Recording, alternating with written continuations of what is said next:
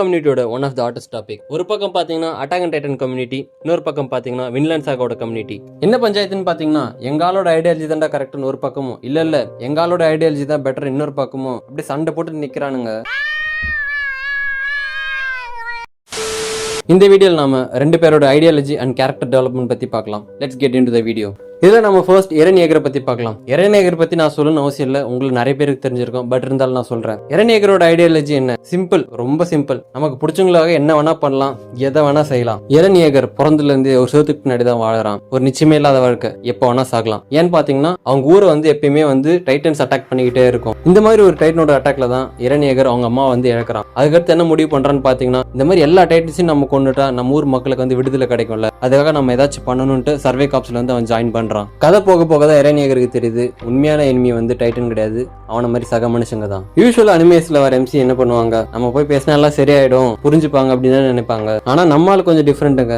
அவன் எப்படி யோசிச்சான்னு பாத்தீங்கன்னா, நம்ம எனிமிஸ் எல்லாத்தையும் கொண்டுட்டா கடைசியா நமக்கு ஃப்ரீடம் கிடைக்கும்ல அப்படின்ட்டு ஜெனோசைட் தான் ஒரே சாய்ஸ்னு கோதால குதிக்கிறான். நம்ம கூட இருக்கிறவங்களுக்காக என்ன பண்ணாலும் அது சரி, அதுதான் எரனோட ஐடியாலஜி. இதனால தாங்க பிரச்சனையே. நமக்கு பிடிச்சவங்களாக என்ன வேணா செய்யலாம், அது சரின்றது அட்டாக் அண்ட் டைட்டன் சொல்லுது. ஆனா அது தப்பு அப்படின்ட்டு வின்லாண்ட் சாகா கம்யூனிட்டி சொல்லிட்டு இருக்காங்க. தார்ஃபினோட ஐடியாலஜி அண்ட் கேரக்டர் டெவலப்மெண்ட் பாத்தீங்கன்னா அப்படியே எக்ஸாக்ட் ஆப்போசிட். எரன் ஏகர் என்ன சொல்றான், the world is my enemy. ஆனா தார்ஃபின் ஐ ஹாவ் நோ எனிமீஸ் அப்படின்னு சொல்றான். தார்ஃபின் பாத்தீங்கன்னா ஒரு வைக்கிங் குடும்பத்துல பிறக்கிறான். அவங்க அப்பா ஒரு லெஜெண்டரி வாரியர். தார்ஃபின் சின்ன வயசா இருக்கும் போதே கத்தியெல்லாம் எடுத்துட்டு போயிட்டு நான் வாருக்கு போறேன், நான் போய் சண்டை போட போறேன் அப்படின்ட்டு சொல்லிட்டு இருக்கான். ஆனா அவங்க அப்பா என்ன சொல்லுவாருன்னு பாத்தீங்கன்னா, நீயே ஒருத்தரை காயப்படுத்துன்னு நினைக்கிற, இந்த உலகத்துல இருக்கிற யாருமே காயப்படவே கூடாது, யூ ஹாவ் நோ எனிமீஸ் அப்படின்னு சொல்றான். Nobody in this entire world deserves to get hurt.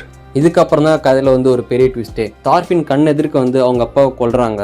இதுக்கடுத்து தார்ஃபின் என்ன பண்றான்னு பாத்தீங்கன்னா, எங்க அப்பாவை கொன்னவன நான் கொன்னே தீருவேன், ரிவெஞ்ச் எடுப்பேன்ட்டு அப்படி வெறி பிடிச்சி சுத்துறான். தார்ஃபின் அவங்க அப்பாவை கொன்னவ கூடதான் இருப்பான். எப்பெல்லாம் சான்ஸ் கிடைக்குதோ அவனை கொல்றதுக்கு ட்ரை பண்ணுவான். பட் அவனால அவனை கொல்ல முடியல. இப்படியோ 2-3 வருஷம் போகுது. ஒரு நாள் என்ன நடக்குதுன்னு பாத்தீங்கன்னா, தார்ஃபின் அப்பாவை கொன்னவ இருக்கான்ல, அவன் தார்ஃபின் கையில இறந்து கிடக்குறான். ஆனா அது தார்ஃபின் கொல்லவே இல்லை, வேற ஒருத்தன் குத்தி கொண்டுட்டு போயிடுறான். இந்த சம்பவத்துக்கு அப்புறம் பாத்தீங்கன்னா தார்ஃபின் லைஃப்ல பர்பஸ் இல்லாம போயிருது. வெறும் ரிவெஞ்சுக்காக மட்டும் தான் வாழ்ந்துகிட்டு இருந்தான். இதுக்கடுத்து ஒரு கம்ப்ளீட் பிளாங்க் எமோஷனல் ஸ்டேட்டுக்கு போயிடுறான். இதுக்கடுத்து என்ன பண்றதுனே தெரியாம அவன் ஒருத்தர்கிட்ட ஸ்லேவா போய் சேர்ந்துடுறான். அந்த இடத்துல அவன் நிறைய மக்களை பாக்குறான், அவங்கள பத்தி தெரிஞ்சுக்கிறான். அதே இடத்துல அவனுக்கு ஒரு நல்ல ஃப்ரெண்டும் கிடைக்கிறான். அவங்க மாஸ்டர் அவங்கள பெட்டரா ட்ரீட் பண்றாங்க, ஸ்லேவ் மாதிரி எல்லாம் ட்ரீட் பண்ணல. இப்ப அந்த டைம்ல பாத்தீங்கன்னா அவங்க இருக்கிற இடத்த வேற ஒரு நாட்டுக்காரங்க அட்டாக் பண்ண வராங்க. இப்ப தார்ஃபின் பழைய தார்ஃபின் மாதிரி நான் போய் எல்லாரையும் வெட்டுவேன் குத்துவேன் அப்படின்னு போகாம அவரோட அப்பா வழியில இருக்கிற மாதிரி பேசி எல்லாத்தையும் முடிவு கொண்டு வரணும் அப்படின்னு நினைக்கிறான். அதே மாதிரி அந்த போரை நிப்பாட்டியும் காட்டுறான். இதுதான் தார்ஃபினோட ஐடியாலஜி. ஒரு பக்கம் பாத்தீங்கன்னா எரன் ஏகர் இன்னசென்ட்டா இருந்த பையன், நான் எல்லாருமே கொல்ல போறேன் அப்படின்ற மைண்ட் செட்டுக்கு மாறிட்டா. இன்னொரு பக்கம் பாத்தீங்கன்னா தார்ஃபின், நான் எல்லாரையும் கொல்லுவேன் அப்படின்றதுல இருந்து எனக்கு எதிரிகளே கிடையாது அப்படின்ற மைண்ட் செட்டுக்கு வந்துட்டான். இவங்க ரெண்டு பேரோட ஐடியாலஜியும் சரி தப்புன்னு நம்ம பேச முடியாது.